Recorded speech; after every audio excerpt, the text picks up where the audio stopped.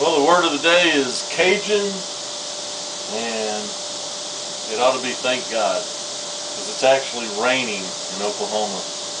About 3 miles from here it was pouring on the fire that's still burning. We're having chicken on the grill tonight.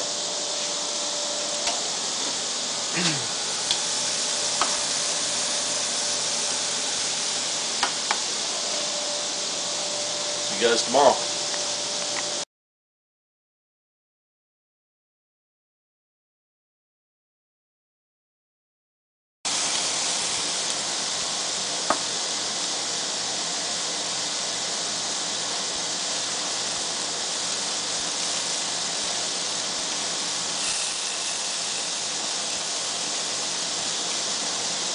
And along with the rain, they got to cool down.